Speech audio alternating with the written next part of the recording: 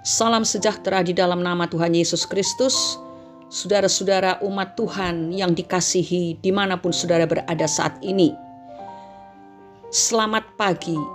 Hari ini Minggu 6 November 2022. Kembali kita satukan hati kita untuk bersyukur kepada Tuhan, sebab Dia mau mencurahkan berkat rohani bagi kita semua.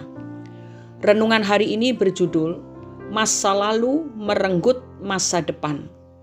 Untuk itu kita akan membaca satu ayat dari kitab Daniel pasal 2 ayat 22. Demikian bunyinya. Dialah yang menyingkapkan hal-hal yang tidak terduga dan yang tersembunyi. Dia tahu apa yang ada di dalam gelap dan terang ada padanya. Saudara-saudara, ada seorang mahasiswi yang sedang menempuh pendidikan di Perancis. Untuk berangkat ke kampus, ia harus menggunakan bus yang sistem pembayarannya secara otomatis.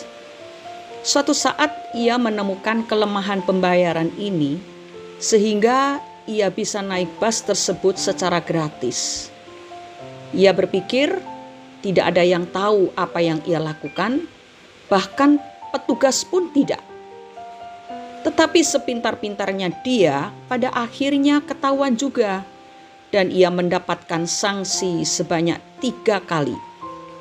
Tetapi itu tidak membuatnya jerah. Hingga tiba akhirnya ia lulus dengan nilai cum laude. Tetapi setelah melamar ke beberapa perusahaan besar, ternyata mereka semua menolaknya. Hal itu membuatnya bingung, karena dilihat dari prestasinya, seharusnya tidak ada halangan baginya untuk mendapatkan pekerjaan. Ia pun mencari tahu sumber masalahnya dengan mendatangi seorang manajer di salah satu perusahaan. Ternyata seperti inilah jawaban manajer tersebut. Kami memang sangat membutuhkan seseorang dengan kemampuan yang Anda miliki. Tetapi setelah memeriksa latar belakang Anda, kami menemukan bahwa Anda telah 3 kali mendapatkan sanksi karena tidak membayar tiket saat naik bus.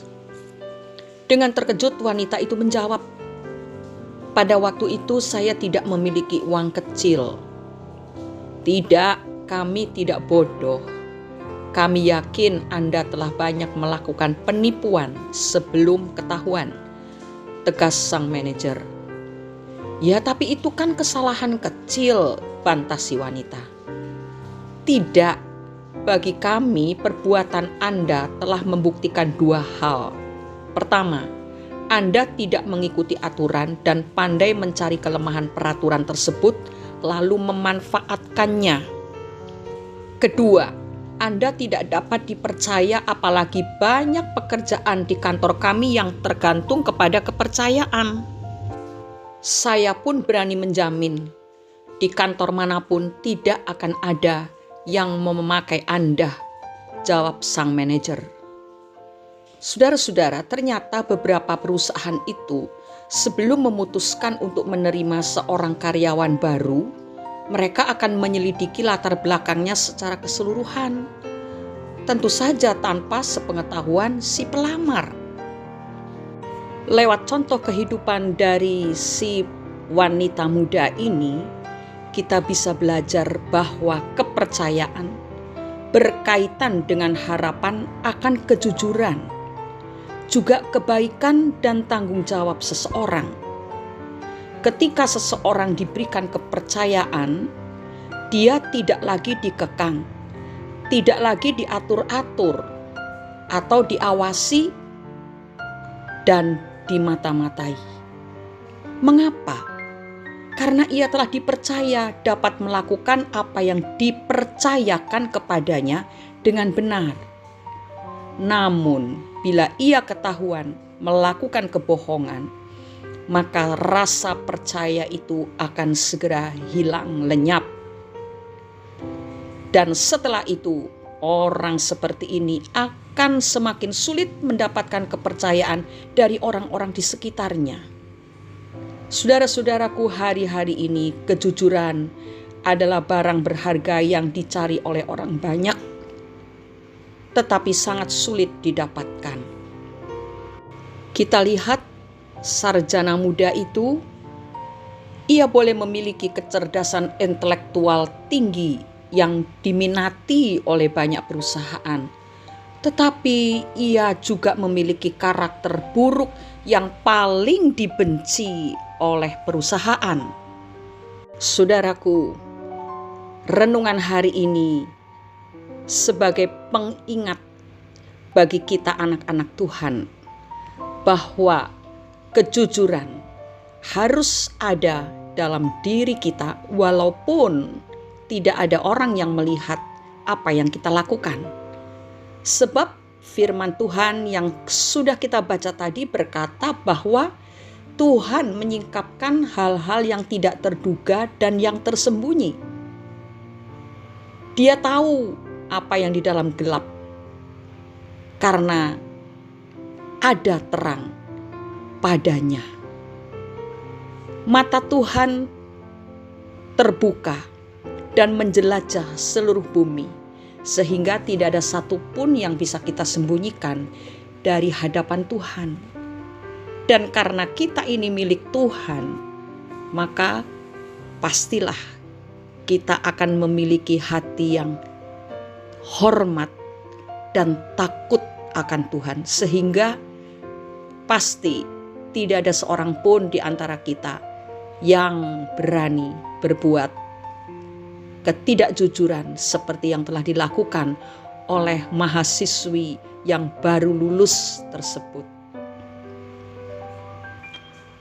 Biarlah renungan pagi hari ini meneguhkan kita yang sudah menjaga hidup kita dalam kebenaran dan kejujuran. Tidak peduli ada orang yang melihat atau di tempat yang tersembunyi, tetapi yang kita tahu bahwa Tuhan kita, Bapa Surgawi kita, selalu terbuka matanya dan tidak ada yang bisa disembunyikan. Kita pasti rindu untuk selalu disertai, diberkati oleh Tuhan. Dan itu akan kita alami kalau kita hidup di dalam kehendak-Nya, yaitu takut akan Tuhan, menghormati Tuhan.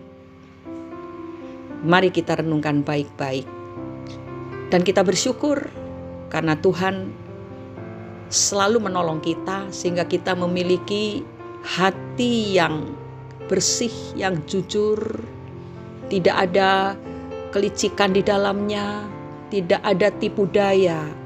Kita semua memiliki hati yang sudah dikuduskan oleh darah Yesus. Mari kita berdoa. Bapa di dalam surga, Bapa yang sangat baik, yang selalu mengajari kami untuk hidup di dalam jalan-jalan-Mu. Terima kasih untuk renungan yang telah Tuhan sampaikan kepada kami hari ini. Kami bersyukur karena kami bukan orang-orang yang memiliki kelicikan dalam hati kami. Bukan orang-orang yang penuh tipu daya, dan bukan orang-orang yang suka memanfaatkan situasi untuk mendatangkan keuntungan bagi diri kami sendiri.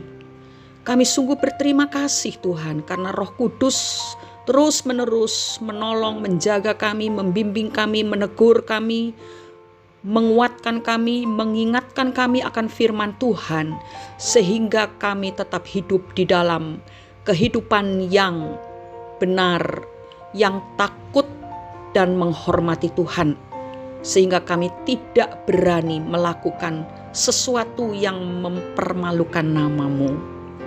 Terima kasih Bapa. Kadang-kadang kami berada di dalam situasi yang terdesak, yang sulit, tetapi kami tetap mau mempertahankan kesucian hidup kami, supaya nama Tuhan dimuliakan lewat kehidupan umat-Mu ini. Di dalam nama Tuhan Yesus Kristus kami sudah berdoa dan mengucap syukur. Amin. Bila harga kepintaran seseorang setara dengan emas, maka karakter yang baik setara dengan berlian. Selamat beribadah saudara-saudara. Mari kita puji dan sembah Dia kita besarkan namanya, bukan hanya dari mulut, tetapi kita memuliakan Dia dengan perbuatan kita sehari-hari. Tuhan Yesus memberkati kita semuanya. Amin.